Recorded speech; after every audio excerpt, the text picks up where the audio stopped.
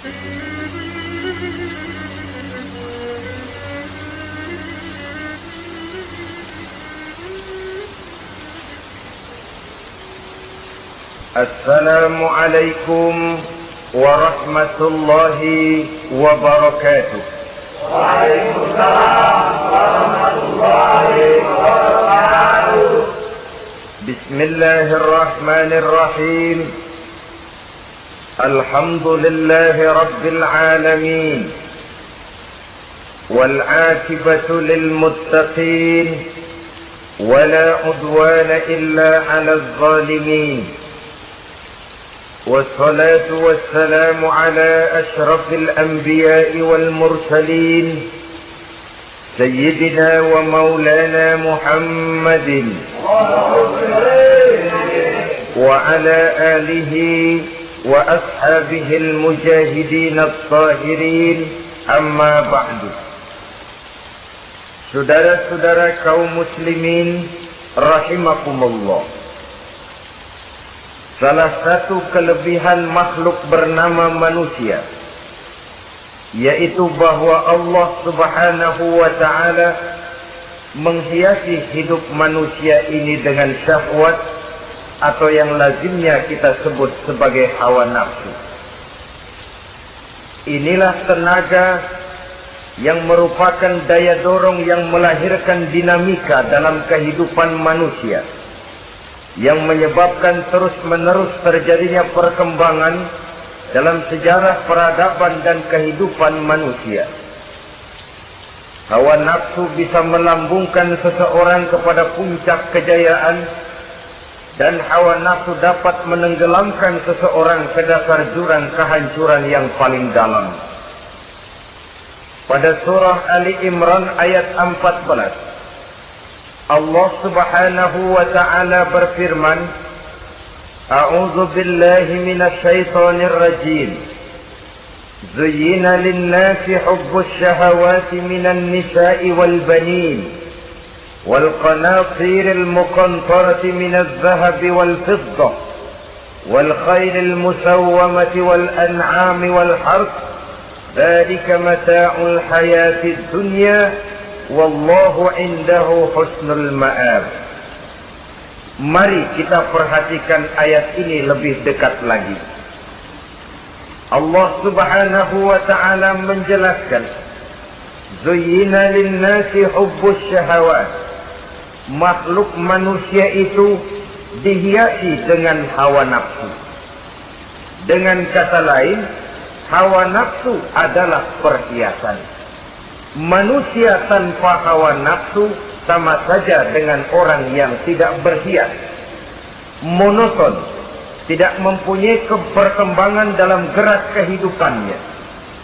Tetapi kalau hawa nafsu adalah perhiasan, maka jika kita berbicara soal perhiasan, ada dua hal yang harus menjadi catatan pokok. Pertama, kapan satu perhiasan boleh kita pakai? Yang kedua, di mana perhiasan itu harus kita pakai? Kalau saudara berdandan rapi, pakai sepatu dengan kaos kaki, celana, jas, pakai dasi segala macam, tapi itu saudara lakukan pada saat saudara akan pergi ke WC, maka saudara sudah memakai perhiasan tidak pada waktu yang tepat. Begitupun sebaliknya, kalau jam tangan saudara pakai di kaki, kopiah saudara pasang di kaki, lalu sepatu naik ke atas jidat, maka saudara memakai perhiasan tidak pada tempatnya yang tepat. Demikian juga sifat yang bernama nafsu. Kapan dia boleh diperturutkan, di mana dia boleh disalurkan, adalah tugas daripada agama untuk mengatur syahwat atau hawa nafsu. Lihatlah kehidupan malaikat. Malaikat makhluk yang diciptakan Allah tanpa hawa nafsu. Maka kehidupan malaikat monoton. Malaikat tidak mempunyai peradaban dan kebudayaan. Malaikat adalah makhluk yang secara instinktif diciptakan untuk berbakti, tidak punya alternatif atau pilihan lain. Saudara lihat, ada malaikat yang sejak diciptakan diperintahkan untuk sujud, sujud saja sampai sekarang, nggak bangun-bangun. Ada malaikat yang sejak diciptakan diperintahkan untuk tasbih, tasbih saja, yang lain tidak. Ada malaikat yang sejak diciptakan diperintahkan mencabut nyawa, nyawa saja urusannya, yang lain tidak. Pekerjaannya monoton, tetapi memang karena tidak ada hawa nafsu, tidak ada kecenderungan malaikat untuk nyeleweng. Belum pernah kita dengar misalnya ada malaikat Jibril korupsi ayat. Ini kelihatannya ayat bagus ini, nggak usah disampaikan kepada bawahan Muhammad, dipakai sendiri saja. Tidak. Kita belum pernah dengar malaikat maut keliru mencabut nyawa orang yang belum waktunya modar. Belum pernah. Malaikat itu ibadun mukramun, la ya'sunallaha fima amarahum wa yaf'aluna ma yu'marun. Maka kehidupan malaikat adalah monoton. Dinamika tidak ada, peradaban dan kebudayaan juga tidak ada. Andai kata bumi dan seluruh isinya diserahkan kepada malaikat untuk mengisinya, barangkali saudara tidak akan pernah kenal jembatan Semanggi, saudara tidak akan pernah kenal Monas, gedung-gedung bertingkat, gedung-gedung pencakar langit. Semua yang menggerakkan itu adalah karena manusia mempunyai hawa nafsu. Nah, kemudian pada kalimat berikutnya Allah memberikan rincian. Apa nafsu kepada apa yang paling menonjol dalam kehidupan manusia itu? Pertama, minan nisa, hawa nafsu kepada perempuan. Ini tentu yang ditujukan laki-laki. Dimanapun saja makhluk bernama laki-laki, kalau dia normal, tidak impoten, mesti suka kepada perempuan. Itu wajar, bin pantas alias normal. Tetapi tadi saya katakan di awal, nafsu kepada perempuan adalah perhiasan. Kapan makainya, di mana makainya, itulah tugas agama memberikan tuntunan dan aturan. Saudara-saudara kaum muslimin rahimakumullah, nafsu kepada wanita dapat mengantarkan seseorang kepada puncak kejayaan, tapi nafsu kepada wanita bisa menenggelamkan seseorang ke jurang kehancuran. Bergantung kepada latar belakang apa yang mendorong timbulnya syahwat tadi. Dengan kata lain, motivasi syahwat tadi digerakkan oleh iman dan ketakwaan, atau semata-mata karena memang syahwat yang merupakan kendaraan iblis. Penyelewengan pertama yang terjadi dalam sejarah kehidupan manusia adalah penyelewengan yang dilakukan oleh Nabi Adam alaihi salam pada saat ia memetik buah khuldi. Kenapa itu dilakukan oleh Nabi Adam? Karena terdorong oleh rasa sayang dan cinta kepada istrinya Hawa. Sebenarnya Hawa lah yang merajuk, Siti Hawa lah yang membujuk, dan Nabi Adam oleh karena syahwatnya kepada istrinya memperturutkan bujukan Siti Hawa itu.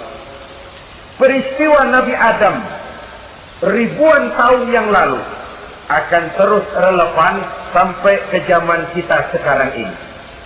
Berapa banyak orang-orang yang karena terlalu ingin menyenangkan istrinya, lalu tidak segan-segan melakukan perbuatan-perbuatan yang menyimpang, baik itu merugikan orang lain, merugikan masyarakat, bahkan merugikan bangsa dan negaranya.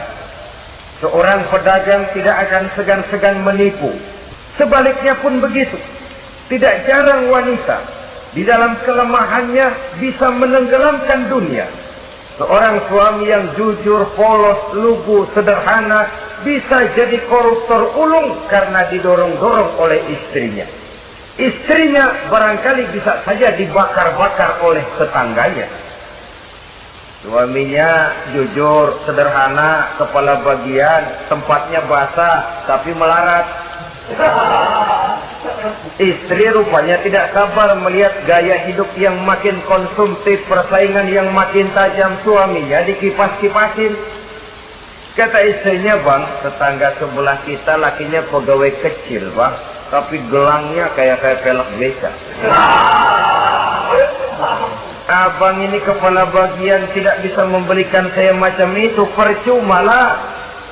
Kata suaminya, ya bagaimana, bu, gaji saya cuma segitu-gitunya. Ya namanya kepala bagian, apaan, kayak tabat dulu. Kalau sudah berpikir ke arah ini, artinya sudah ngipasi suaminya untuk melakukan tindakan yang tidak wajar. Saudara-saudara kaum muslimin rahimakumullah, sejak zaman klasik sampai kepada zaman kita sekarang ini, kita melihat kecenderungan syahwat kepada wanita ini. Julius Caesar yang katanya gagah perkasa, ternyata tunduk di bawah kaki Cleopatra. Napoleon Bonaparte, the Lion of Europe, singa daratan Eropa, luas kekuasaannya, gagah perkasa tentaranya, kepada siapa dia tunduk? Ke bawah kakinya Margaret Josephine.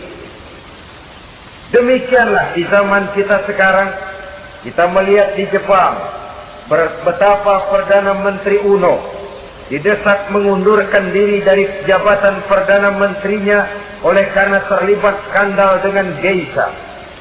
Kita juga melihat di Amerika, betapa Senator Gary Hart dari Partai Demokrat yang masih muda, jenius, diharapkan masa depan Amerika lahir dari tangannya, terpaksa mengundurkan diri dari calon presiden oleh karena terlibat skandal dengan Donna Rice.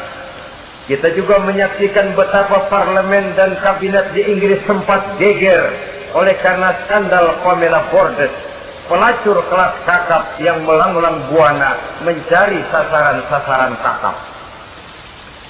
Ini adalah kisah kejatuhan yang diakibatkan oleh hubbus syahawat minan nisa. Oleh karenanya benar jika Nabi kita menyatakan an-nisa'u imadul bilad, wanita adalah tiang negara. Jikalau baik wanita, baik negara. Jikalau rusak wanita, hancur negara. Kalau syahwat kepada wanita cuma semata-mata karena syahwat, maka seorang laki-laki akan memandang wanita cuma sekedar alat pemuas hawa nafsu. Nilainya rendah. Sedangkan agama kita mengajarkan ma akraman nisa'a illa karimun wa ma ahanan nisa'a illa la'ihun, kata Nabi. Tidak akan menghormati kaum wanita kecuali orang-orang yang terhormat, dan tidak akan merendahkan derajat kaum wanita kecuali memang orang-orang yang rendah moralnya.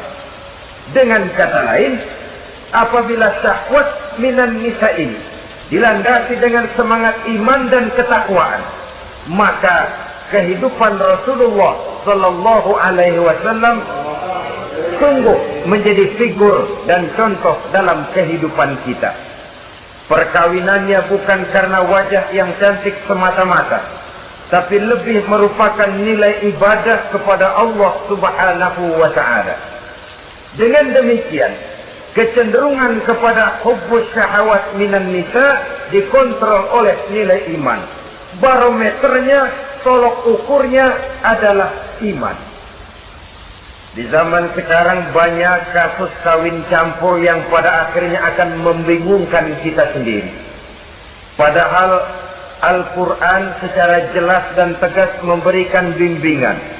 Orang itu kalau sudah, kata Imam Syafi'i, wa ainur ridha an kulli aibin kalilatun kama anna aina syuhti tubdil masawiyah.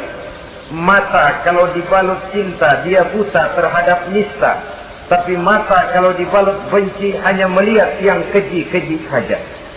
Biasanya cinta kepada wanita memang bisa menimbulkan dorongan yang positif, tapi juga bisa membuat seseorang buta sama sekali. Dorongan yang positif paling kurang dari segi penampilan. Coba lihat lelaki kalau lagi demen perempuan, lenjeng banget. Sisiran rambutnya rapi, triskaan bajunya lancip, sepatunya mengkilat, kantong celananya tebel, perkara anduk isinya bukan soal. Yang penting kan gaya. Lalu dinamis, kreativitasnya ada saja timbul. Tapi pada sisi lain, jika orang sudah kehilangan pertimbangan, juga kadang-kadang tidak segan-segan mengorbankan akidah, mengorbankan nilai-nilai iman. Padahal ini taruhan utama, sampai Quran dengan tegas memberikan peringatan. Wala amatun mu'minatun khairun min musyrikatin walau a'jabatkum. Perempuan budak yang hitam legam, kalau beriman, itu lebih baik untuk dinikahi daripada wanita cantik berkulit kuning langsat tapi musyrik. Lebih baik budak yang hitam legam beriman daripada wanita cantik berkulit kuning langsat berhati bangsat. Tapi kita kadang kehilangan pertimbangan. Karena agama, karena cinta agama digadaikan, karena cinta akidah terjual, karena cinta keyakinan jadi korban.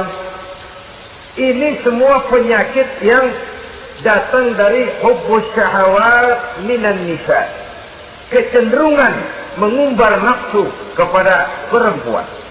Ini memang perhiasan, tapi bisa juga jadi bumerang dalam kehidupan manusia. Berapa banyak penyelewengan terjadi karena pengaruh wanita yang tidak bisa jadi bisa. Ini pengaruh di dalam kehidupan memang sedemikian besarnya. Sehingga saudara-saudara kaum muslimin, inilah yang perlu dikendalikan dalam kehidupan, kapan dan di mana. Kalau nafsu adalah perhiasan, kapan dan di mana perhiasan itu harus kita pakai, di mana dia harus kita tempatkan. Begitu juga yang menyangkut soal perempuan. Kapan? Ya kapan? Tentu kalau sudah nikah. Di mana? Yang jelas bukan di depan umum.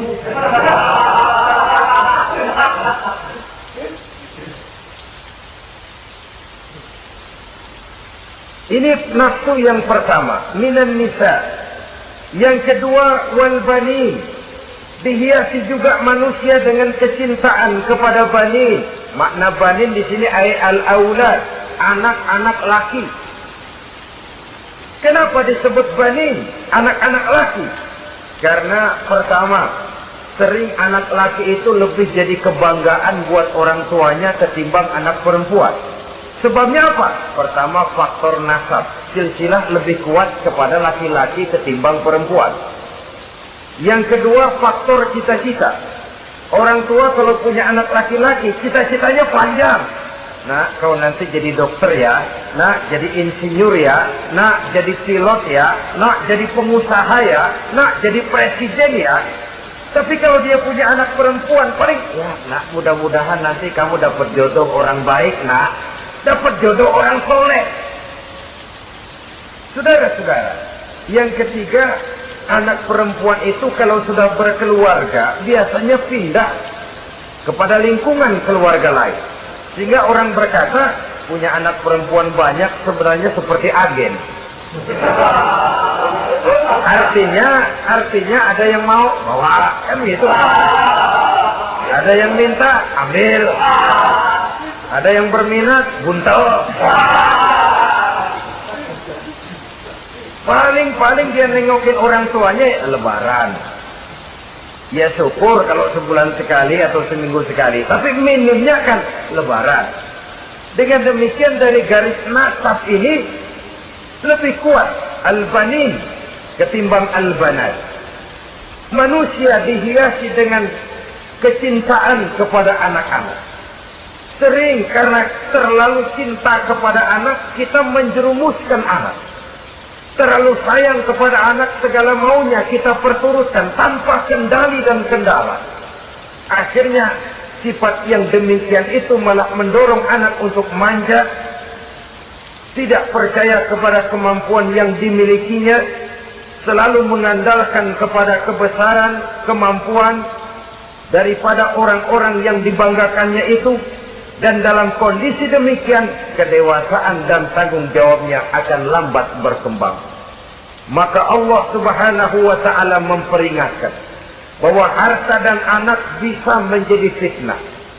Dalam ayat lain Allah juga memperingatkan, ya ayyuhalladzina amanu la tulhikum amwalukum wa auladukum an dzikrillah.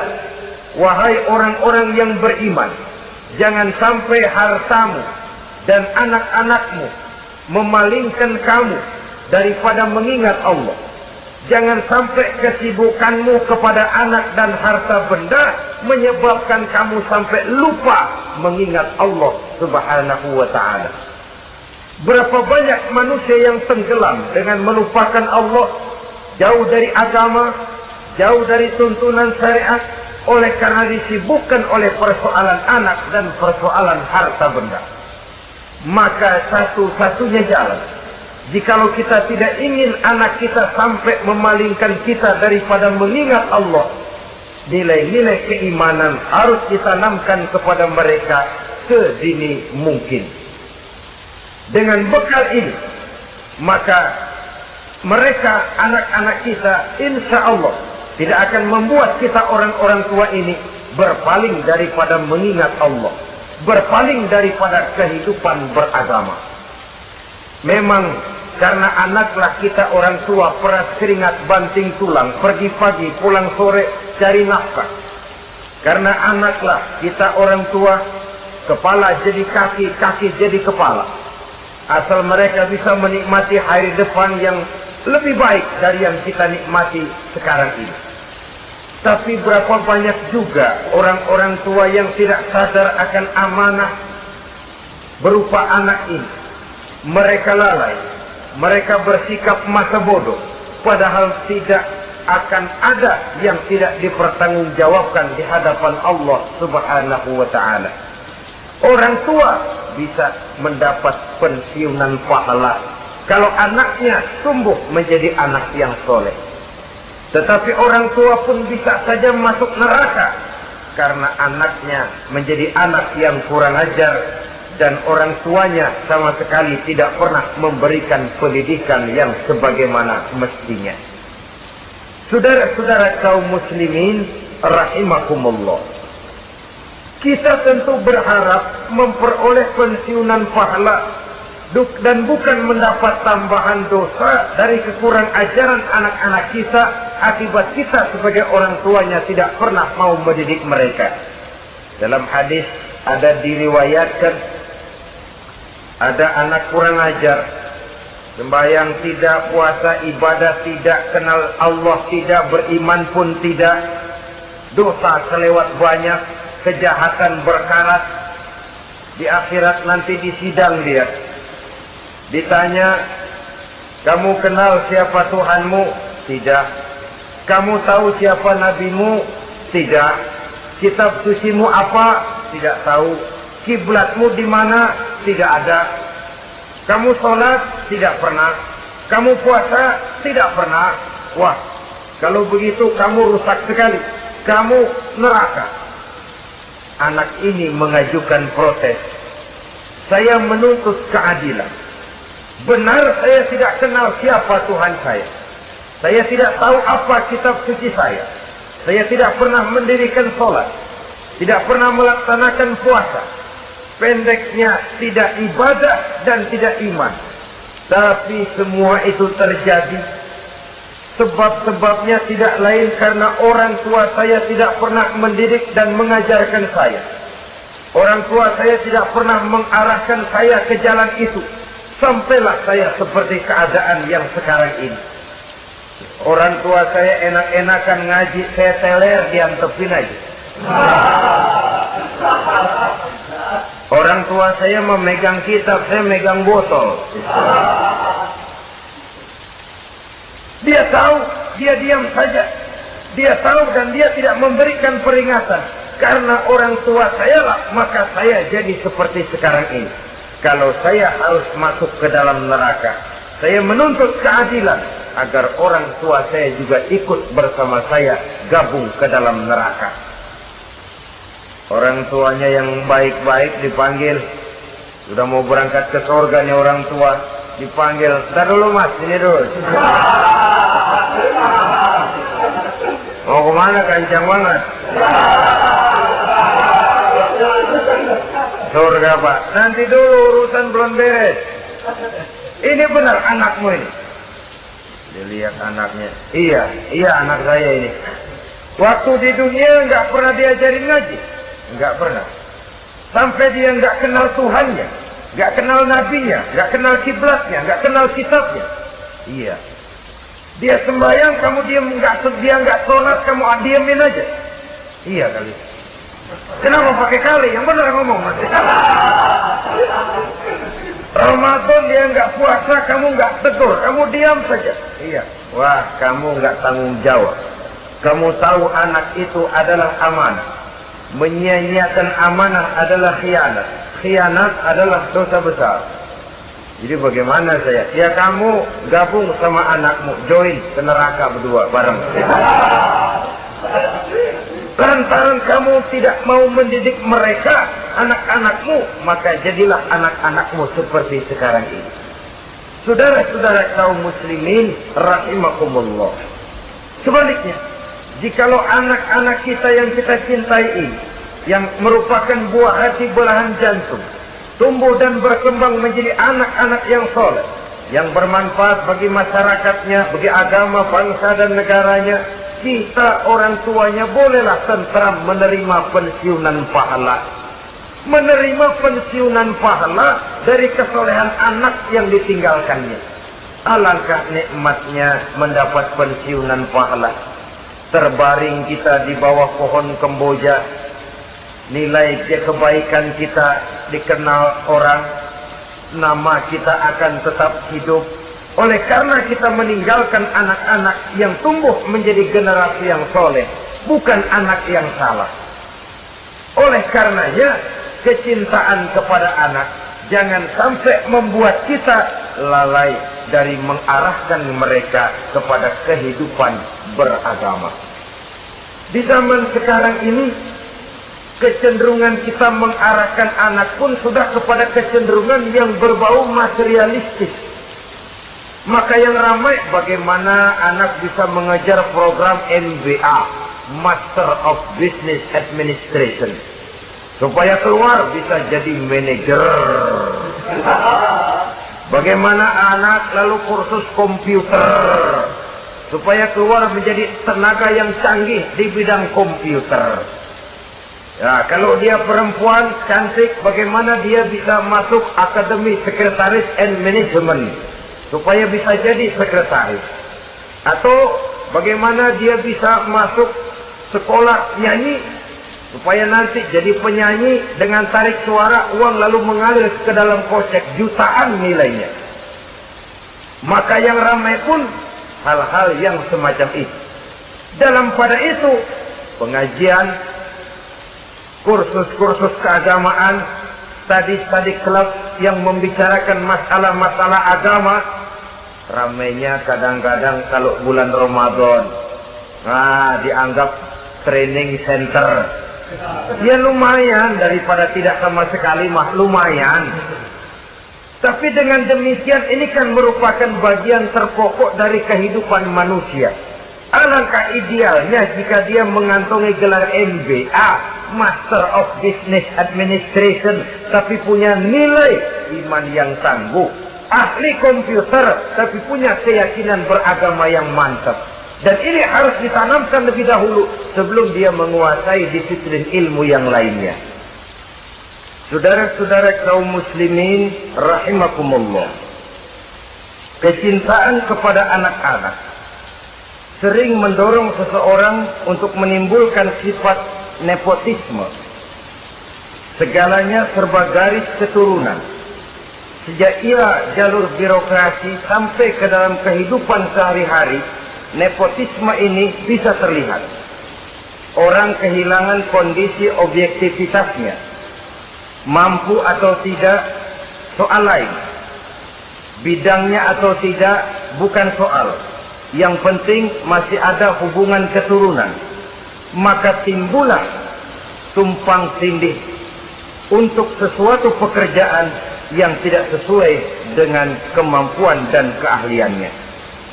Di desa-desa kita melihat masjid, ketua masjid bapaknya, bendahara anaknya, sekretaris mantunya, Bilal besannya, kol beduk engkongnya. Pokoknya asal masih ada garis keturunan, masuk, tidak, minggir. Ini pada akhirnya kurang menciptakan pemerataan kesempatan. Iyalah kalau profesinya, tapi kan jarang yang demikian itu. Kita boleh cinta kepada anak-anak kita, tapi jangan lalu mempergunakan posisi yang kebetulan kita gunakan untuk menempatkan anak-anak kita lebih dari kemampuan yang mereka miliki. Nepotisme yang lahir. Sehingga ini bukan saja tidak mendidik, tapi mengakibatkan terjadinya tumpang tindih. Tidak lagi berprinsip the right man on the right job, bahwa orang harus ditempatkan sesuai dengan keahliannya, tapi kita sudah berpikir subjektif. Ahli atau tidak ahli, asal masih berbau keturunan, ayo silahkan. Nepotisme yang akan lahir. Oleh karenanya, mencintai anak adalah sesuatu yang merupakan perhiasan di dalam kehidupan. Wajar, tetapi harus kita menempatkannya sesuai dengan semestinya. Ini yang kedua. Yang ketiga, nafsu yang menghiasi hidup manusia itu adalah nafsu kepada wal qanatiril muqantarati minaz zahabi wal fiddah. Al-qantarah ay al-malul katsir.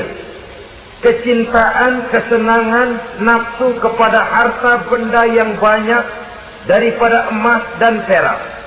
Ini tentu sesuai dengan situasi dan kondisi. Kecintaan untuk mengumpulkan harta benda yang sebanyak-banyaknya, baik itu berupa emas, baik itu berupa perak. Ini cuma penyebutan beberapa jenis dari kecenderungan manusia kepada harta benda. Bukankah sering dikatakan orang bahwa manusia di dalam berhadapan dengan harta itu seperti meminum air laut. Makin diminum, makin kering tenggorokan, makin haus kita dibuatnya.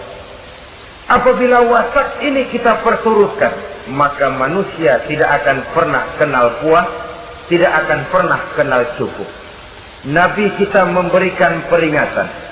Lau anna libni Adam wadiyan min zahabin labtagha lahu masalisan wa la yamla'u jawfa ibn Adam illa turab.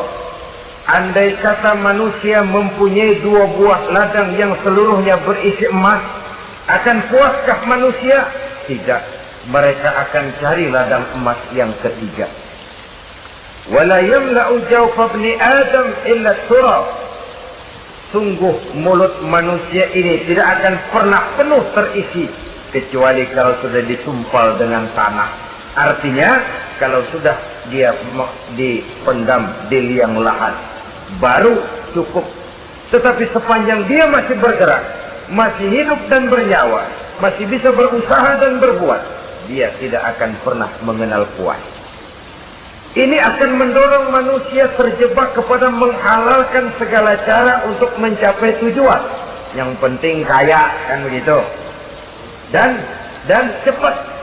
Sebab sekarang orang sering motong kompas. Yang penting kan cepat kaya. Soal cara, kalau jujur aja mah, sampai kapan mau kaya? Perkara itu renten, bukan soal.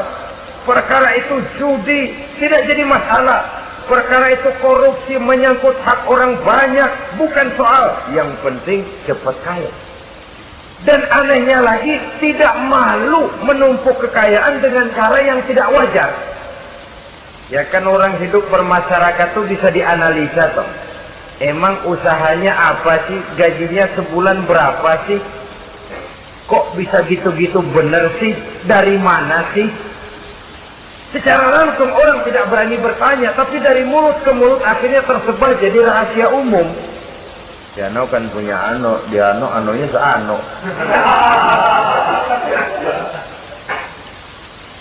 Ini bisa jadi bahan pertanyaan dalam kehidupan, akhirnya jadi gunjingan. Orang sudah tidak terlalu peduli dari mana kekayaan itu diperoleh, yang penting kaya. Dengan menghalalkan segala macam cara, terjebaklah ke dalam cara-cara mafia, terjebaklah ke dalam cara-cara yang tidak wajar, tidak bijaksana, memperkuat klaim dengan menghantam yang lain. Saudara-saudara kaum muslimin rahimakumullah, bahwa manusia punya nafsu ingin kaya itu boleh. Agama memberikan tuntunan, memberikan aturan. Tidak hanya sekedar asal kaya, tidak hanya sekedar asal banyak harta. Malahan hadis menyatakan kalau saudara diberikan umur panjang, pertanyaan akhirat cuma satu kok. Umurmu kau habiskan di mana? Kalau saudara diberikan amanah berupa ilmu pengetahuan, pertanyaan akhirat juga cuma satu kok. Ilmumu kau amalkan untuk apa? Tapi kalau kita diberikan amanah berupa harta benda, pertanyaan akhirat itu dua. Min aina iktasabahu wa fima anfaqahu. Dari mana hartamu kau dapat, kemana hartamu kau belanjakan. Dari mananya ditanya, kemananya juga ditanya. Depan belakang ditanya. Dan kalau mempergunakan harta untuk kesenangan syahwat, orang berani bukan main. Tapi kalau untuk kepentingan agama, yang hakikatnya untuk kepentingan dirinya sendiri, berat seperti nyabut bambu dari ujung. Orang kalau menyumbang masjid 100.000, itu kan zahirnya memberikan panitia masjid. Tapi hakikatnya kan dia nabung buat dirinya sendiri. Seolah-olah dia cuma berkata, Pak, tolong saya titip 100.000, ini untuk kepentingan saya di akhirat nanti.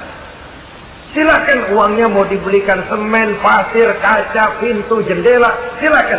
Saya cuma titip, ini untuk saya di akhirat nanti. 100.000 Pak. Zahirnya dia memberikan kepada panitia masjid, madrasah, pesantren, yatim piatu. Hakikatnya dia nabung buat dirinya sendiri di akhirat. Malah tabungan ini bukan SDSB namanya, SDBS. Sumbangan dana berhadiah surga. Itu SDBS namanya.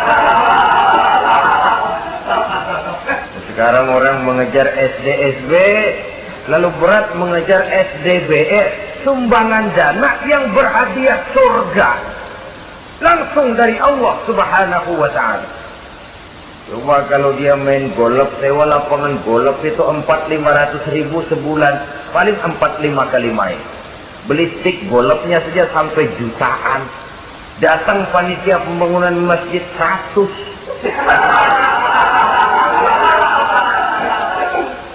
Minta didoain masuk surga lagi. Surga 100.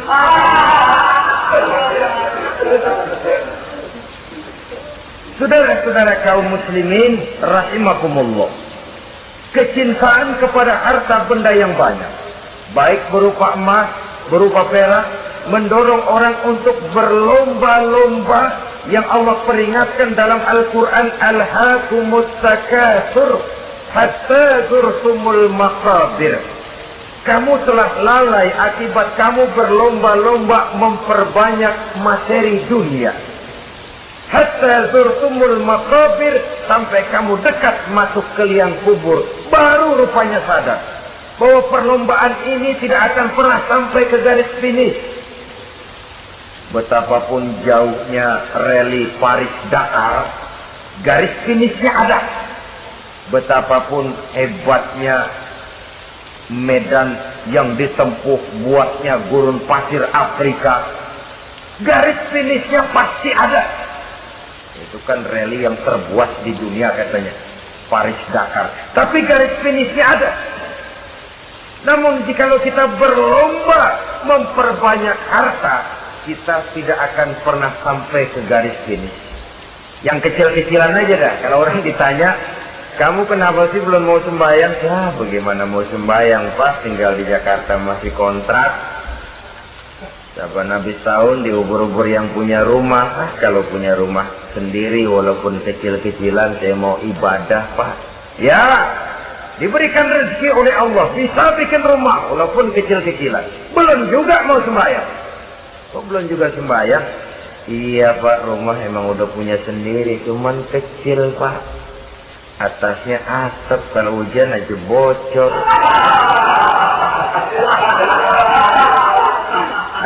Kalau bisa bikin rumah yang permanen Pak, tenang, saya ibadah, sembahyang saya rajin. Iyalah, diberikan rezeki, bisa bikin rumah permanen. Bagus rumahnya. Lain lagi. Iya, rumah sudah permanen, tembok, ubin. Cuman isinya belum ada Pak, perabotannya. Kalau punya peralatan rumah tangga yang memadai, tenang, saya ibadah. Diberikan juga rezeki, bisa beli perabotan rumah tangga yang lumayan. Di atas tekelnya sudah pakai karpet, mebelnya spaghetti, tempat tidurnya alga spring bed, dan Lopilo, ada kulkas, ada TV, di sebelah TV ada kunci mobil. Kuncinya mobilnya.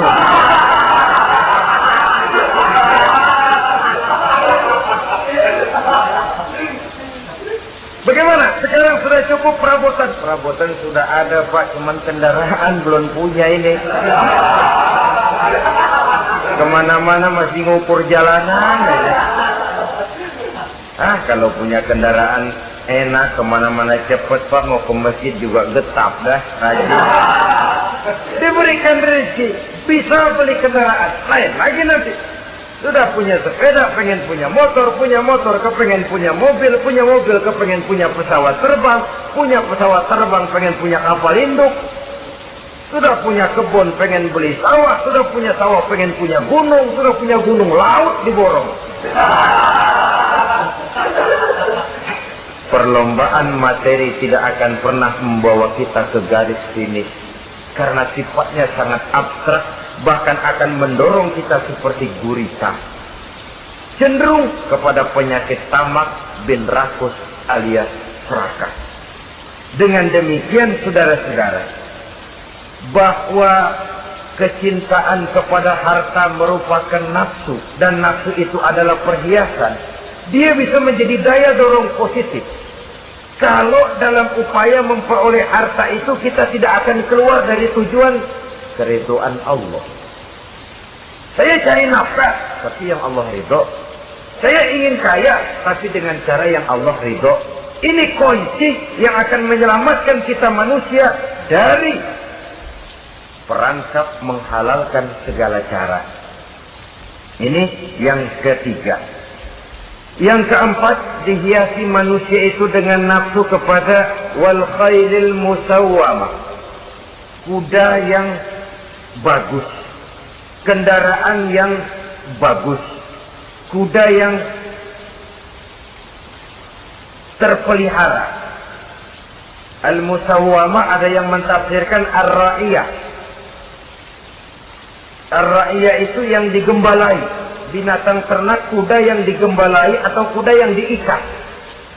Artinya, kalau dulu kan yang namanya tuan-tuan tanah itu baru dibilang bejeger kalau kemana-mana naik kuda.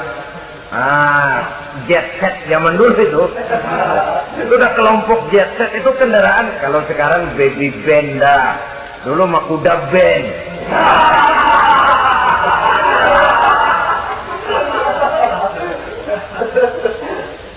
Manusia punya kecenderungan suka kepada kendaraan. Apalagi di zaman sekarang ini, wah, iklan-iklan itu kan sangat menggoda kita. Melayani segala macam bentuk penjualan. Ini lalu terangsang biar duit cekak. Kalau udah ngebaca itu, wah, berani banget dah. Tahu duit nggak mungkin cukup, tapi begitu baca melayani segala macam bentuk penjualan dengan fasilitas ringan. Nah, jadi dah. Jadi juga punya mobil, jadi dah. Perkara utang itu bakal nyekek leher, bukan soal. Kasihan saudara-saudara kita di daerah-daerah yang terjebak kepada iklan-iklan merangsang yang akhirnya di luar kemampuan, sehingga terjebak pada saat dia harus mengembalikan kredit dia tidak mampu, barang disita, uang hangus, nyengir. Bekipak kembali tahlil. Habis arang besi binasa. Bahwa kita menginginkan kendaraan yang serba baik, silahkan. Tiap akhir tahun ganti merek, keluar yang baru, ganti lagi. Itu kalau orang yang mampu. Buat kita yang tidak mampu, kenapa tidak bersyukur melihat yang lebih rendah di bawah kita? Alhamdulillah kita punya mobil, tangga kita cuma punya motor. Yang punya motor, syukur kita punya motor bisa rada cepetan. Tangga sebelah punya sepeda, mana-mana kekejek mulut. Yang punya sepeda, alhamdulillah punya sepeda. Tangga sebelah kemana-mana jalan kaki. Yang jalan kaki, syukur masih bisa jalan. Teman sebelah lumpuh bertahun-tahun. Yang lumpuh, alhamdulillah masih hidup. Tangga sebelah kemarin out, nggak balik lagi. Saudara-saudara, saya pikir menengok ke atas itu perlu supaya ada rangsangan kita untuk maju. Tapi menengok ke bawah pun juga lebih perlu agar kita mensyukuri yang ada dan tidak suudzon, tidak buruk sangka kepada Allah. Apa yang diberikan Allah kepada kita sekarang ini, itulah yang terbaik menurut Allah untuk kita. Saudara-saudara kaum muslimin rahimakumullah. Dahulu ada seorang pemuda, matanya buta. Dia mengeluh, ya Allah, kenapa saya dilahirkan dalam keadaan buta? Apa dosa saya? Apa salah saya? Andai kata saya tidak buta, saya melihat keindahan alam ini, saya lebih akan bersyukur kepadamu ya Allah. Nah, sudah, dia berburuk sangka kepada Allah. Satu hari, ini Raja Baduy di pedalaman mengerahkan tentaranya menculik anak-anak muda. Ini Raja Baduy ini kanibal, artinya suka makan daging manusia. Anak-anak muda ini diculik. Yang masih muda-muda ya, kalau kambing muda itu kan di sop rada sedap. Rupanya ini Raja kanibal ini begitu. Anak-anak muda termasuk pemuda yang buta tadi itu kena culik. Ya, sudah diculik, rawatlah di istana raja ini, diberikan pakaian bagus, dikasih makan serba enak. Sebab apa? Supaya badannya gemuk. Setelah gemuk nanti dipotong di sop legit. Sudah, kerjanya cuma makan tidur, fasilitas nikmat, tidur enak. Ya, sudah giliran dapat 1 bulan 2 bulan kemudian, ketika mau diambil anak-anak muda ini, raja sendiri yang milih mana yang disop duluan nih. Sampai giliran anak muda yang buta ini, raja geleng kepala. Yang begini mau buta, dagingnya nggak enak.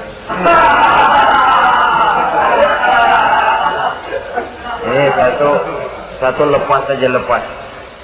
Saya mau makan daging orang buta, lepas saja. Pulang ini anak muda, batinnya bersyukur, sujud syukur, ya Allah, katanya, untung saya buta. Coba kalau saya nggak buta, udah habis saya di stop.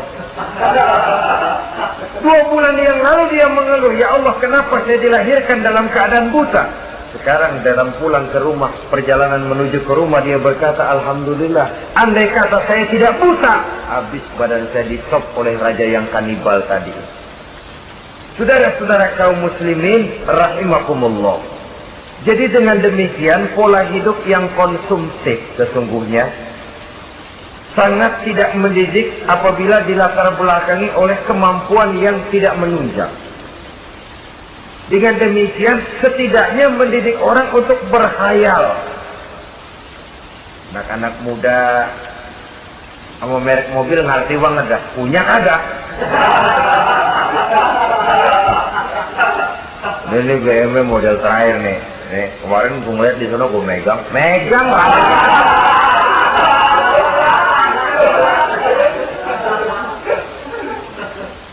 Tulul amal ini kalau tidak diimbangi dengan saluran yang positif, dia akan terjebak kepada penyakit tulul amal, panjang angan-angan. Baiklah ya, wal khailil musawwamah. Yang keempat, yang kelima maksud saya, wal an'am, cinta kepada binatang ternak. Manusia ini kan punya kecenderungan macam-macam. Setelah rumahnya bagus, hartanya banyak, kendaraannya cukup, ingin beternak. Jadilah peternak. Ini kecenderungan manusia, wajar saja sepanjang didapat dan dilakukan dengan cara-cara yang wajar. Wal harth, dan tumbuh-tumbuhan, bertani, bersawah, berladang, itu merupakan kecenderungan daripada manusia. Keseluruhan itu kata Allah, kecintaan kepada wanita, kepada anak, kepada harta benda, kepada kendaraan, kepada binatang ternak, kepada tumbuh-tumbuhan, zalika, semua itu mata'ul hayatid dunya, merupakan kesenangan hidup dunia. Berapa lama kesenangan hidup dunia? Sebentar, seumur manusia. Seumur manusia. Bahkan kadang-kadang pada saat dia masih hidup pun orang tidak sepenuhnya sempat menikmati kesenangan hidup dunia. Apabila ajal datang, selesailah kehidupan dunia sampai di sini. Orang-orang kafir, buat mereka surganya di dunia ini. Bila kehidupan di dunia selesai, selesailah sudah surganya sampai di sini. Kesemua itu, kata Allah, merupakan kesenangan daripada kehidupan di dunia. Wallahu indahu husnul ma'ab, dan Allah mempunyai tempat kembali yang sangat baik. Nah, setelah Allah menjelaskan semua itu, pada ayat yang ke-15 Allah memberikan jalan keluarnya. Memperturutkan nafsu kepada wanita, anak-anak, harta benda, kendaraan, binatang ternak. Bijaksanakah itu? Dalam ayat ke-15 surah Ali Imran ini, Allah memberikan penjelasan tuntas. Qul a'unabbi'ukum bi khairin min zalikum. Katakan kepada mereka Muhammad, maukah kamu aku beri kabar yang lebih baik dari semua itu? Lebih baik daripada kesenanganmu kepada wanita, kepada anak-anak, kepada harta benda, kepada kendaraan dan sebagainya. Mau kamu aku beritahu yang lebih baik daripada semua itu? Jawaban tentu mau. Kalimatnya bukan ukhbirukum, a'unabbi'ukum. An-naba itu berita yang besar. Lain dengan al-khabar, itu berita biasa saja. An-naba, sehingga pembawa berita disebut nabi. Dari naba yang bi, pembawa berita yang benar. A'unabbi'ukum, maukah aku tunjukkan kepada satu berita yang benar-benar besar dan benar-benar lebih baik dari yang semua disebutkan tadi. Apa jalan keluarnya? Lillazina taqaw 'inda rabbihim jannatun tajri min tahtihal anhar. Bagi orang-orang yang bertakwa kepada Allah, mereka akan mendapatkan surga yang di bawahnya mengalir sungai. Khalidina fiha, mereka akan kekal di dalamnya. Wa azwajun mutahharah, dan mereka mendapat istri-istri yang suci. Waridwanum minallah, dan keridhaan daripada Allah subhanahu wa ta'ala. Kalau kamu hai orang-orang yang beriman, kalau kamu hai manusia menyangka bahwa nafsu kepada wanita, anak-anak, mengumpulkan harta benda, kendaraan yang menarik, binatang ternak dan tumbuh-tumbuhan itulah yang lebih baik untuk kesenangan dunia, memang itu kesenangan dunia. Tapi nih, seolah-olah kata Allah, nih, saya kasih tahu kamu, aku beritahu yang lebih baik dari semua itu. Apa? Takwa kepada Allah. Kecintaan kepada wanita. Kalau takwa dasarnya, orang nggak amburadul, nggak semrawut, nggak pokoknya gue masalah perempuan dan mbak terus. Tapi punya kaidah, punya norma. Demikian juga kepada anak-anaknya. Demikian juga kepada harta benda. Pokoknya asal harta, mau halal, mau haram, tekuk terus deh. Semuanya dilandasi oleh taqaw, lillazina taqaw, oleh ketakwaan kepada Allah. Nah, ketakwaan ini akan menghasilkan apa? Inda rabbihim jannatun tajri min tahtihal anhar. Melahirkan, menghasilkan surga yang di bawahnya mengalir sungai-sungai. Saudara-saudara kaum muslimin rahimakumullah, jika kita menyangka bahwa wanita bisa memberikan kesenangan, iya, kesenangan dunia. Jika kita menyangka bahwa harta benda bisa memberikan kesenangan, iya, kesenangan dunia. Jika kita menyangka bahwa kendaraan bisa memberikan kesenangan, iya, kesenangan dunia. Tapi kita tidak cuma ingin itu, kita ingin itu semua juga bisa membawa kesenangan akhirat. Caranya landasi dengan takwa. Kesenangan kepada wanita didasari dengan takwa. Maka jangan jadikan wanita cuma sekedar alat pemuas hawa nafsu. Kesenangan kepada anak-anak dilandasi dengan takwa. Maka anak-anak diarahkan kepada jalan yang diridhoi Allah. Kesenangan kepada kendaraan dilandasi dengan takwa. Maka kendaraannya selalu mengarah berjalan menuju jalan takwa, diridhoi oleh Allah Subhanahu wa ta'ala. Kalau tidak, itu mobil asal lempongan Ancol gancang banget ya. Tapi giliran dihadapin ke masjid, mogok melulu. Urusan ngaji ada aja halangannya tuh kendaraan. Tapi kalau untuk urusan maksiat, ngebut benar-benar. Dilandasi dengan ketakwaan. Sehingga dengan demikian tidak hanya sekedar surga di dunia ini, tapi lebih-lebih di surga di akhirat nanti. Khalidina fiha, kekal. Kalau dunia ini kan zillun zail, bayangan. Hari ini kita jaya, besok kita bangkrut. Siapa yang mau menghalangi? Hari ini kita melambung, besok kita nyungsep. Siapa yang bisa menarik? Tidak kekal, berubah, temporer, relatif. Di sana kebahagiaan yang dilandasi dengan takwa ini sudah surga, kekal di dalamnya, azwajun mutahharah. Mendapat istri-istri yang suci. Suci dalam arti belum pernah dijamah orang lain. Suci dalam arti tidak pernah terkena halangan. Seperti mens misalnya. Baik menstruasi atau mencret, itu tidak.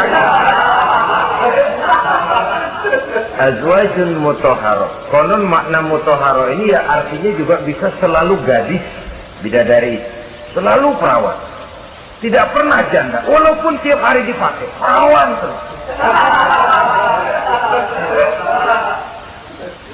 Dan yang lebih penting, waridwanum minallah, mendapat ridho dari Allah Subhanahu wa ta'ala.